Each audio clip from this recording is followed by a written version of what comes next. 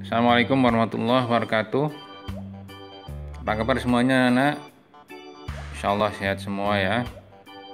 Alhamdulillah wa syukurillah, la haula wala quwata illa billah.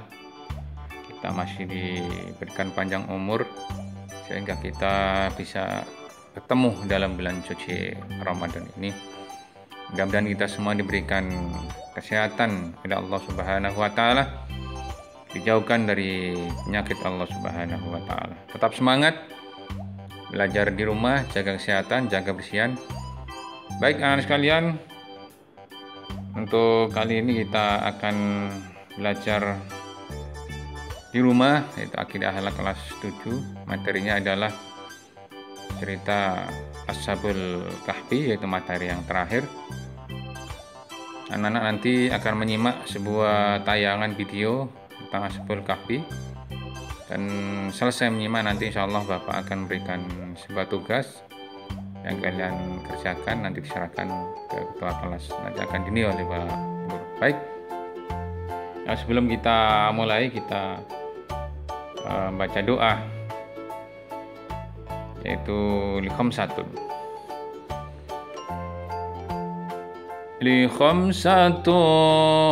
nutfi biha aral wabail hatima al-mustafa wal murtada wabnahuma wa fatima li khamsatun nutfi biha aral wabail hatima al-mustafa wal murtada wabdahuma wal fatimah.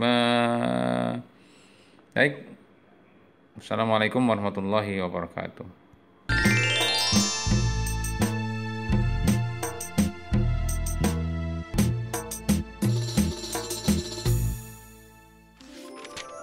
Kisah Ashabul Kahfi, pemuda saleh penghuni gua.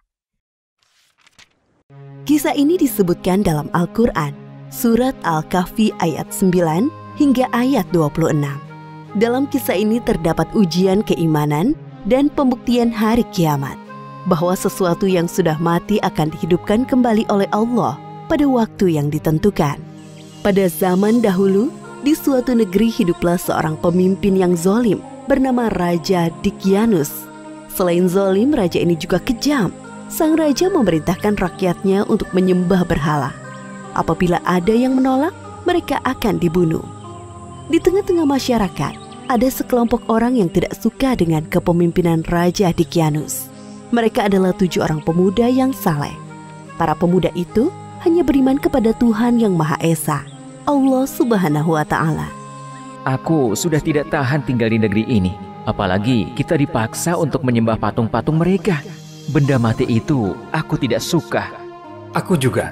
Apalagi raja tidak segan untuk membunuh orang yang tidak mau melaksanakan perintahnya. Bagaimana jika kita mencari tempat lain untuk beribadah? Maksudmu kita pergi dari sini? Sepertinya itu ide yang bagus. Kami setuju dengan usulmu itu. Bagaimana dengan yang lain? Kami juga setuju. Baiklah kalau begitu, sebaiknya kita pergi besok pagi-pagi, agar tidak ada orang yang melihat. Siap. Keesokan harinya, 7 orang pemuda saleh meninggalkan negeri mereka dengan bersemangat. Para pemuda ini yakin bahwa keputusan meninggalkan adalah petunjuk dari Allah agar selamat dari kezaliman raja.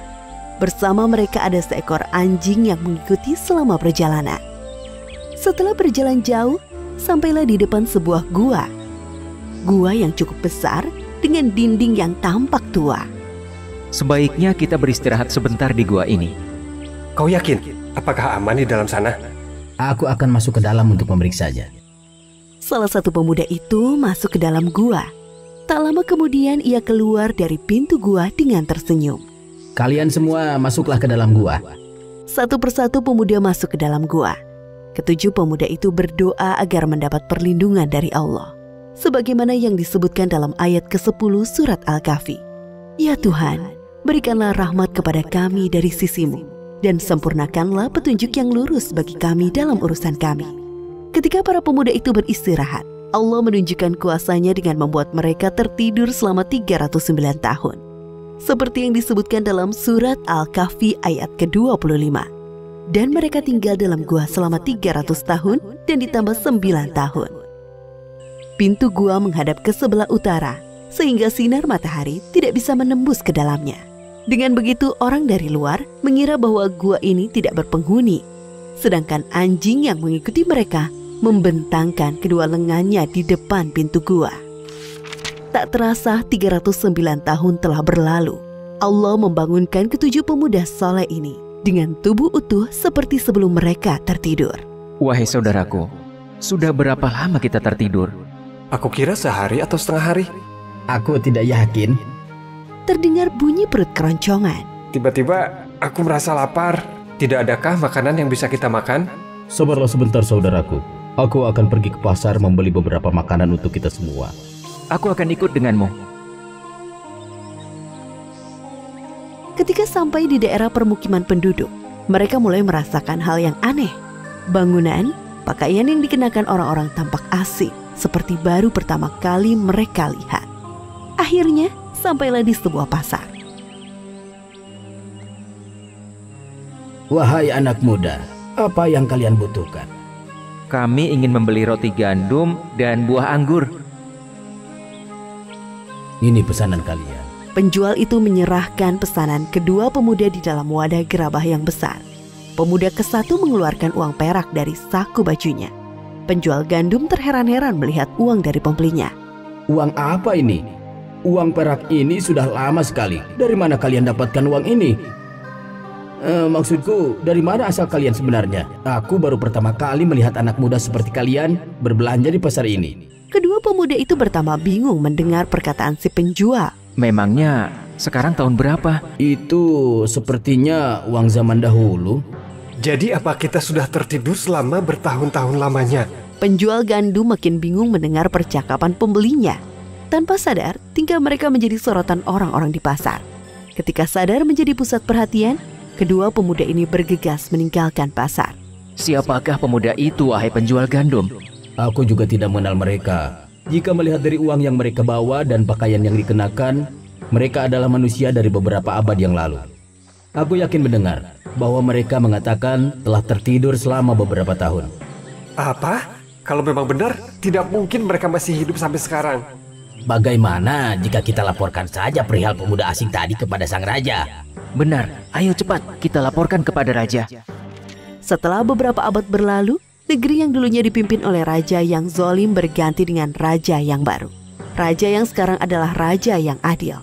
Salah seorang penduduk dan penjual gandum menghadap raja untuk melaporkan kejadian di pasar. Kemudian sang raja menyuruh pengawalnya menelusuri kepergian pemuda asing sampai ke gua. Sesampai di gua, para pengawal melihat ketujuh pemuda itu sudah meninggal dunia. Kemudian para pengawal kembali ke negeri mereka untuk melaporkan kepada raja. Wahai Baginda, jumlah pemuda semuanya ada 7 orang. Namun sesampainya kami di sana, mereka sudah meninggal. Jadi, cerita tentang ketujuh pemuda saleh yang hilang pada masa pemerintahan Raja Dicyanus itu sungguhan ada. Bawa aku ke sana, wahai pengawal. Baik, Baginda. Sesampai di depan gua, tampak seekor anjing besar mati di depan pintu gua. Raja beserta pengawal masuk dan melihat ketujuh pemuda itu sudah tertidur untuk selama-lamanya. Wajah mereka tersenyum. Subhanallah, Maha Kuasa Allah atas segala sesuatu yang mematikan dan menghidupkan makhluknya. Ini adalah bukti bahwa hari kiamat sungguh nyata. Maafkan kami ya Allah yang sempat tidak mempercayai adanya hari kiamat. Sesungguhnya kami termasuk golongan orang-orang yang zalim.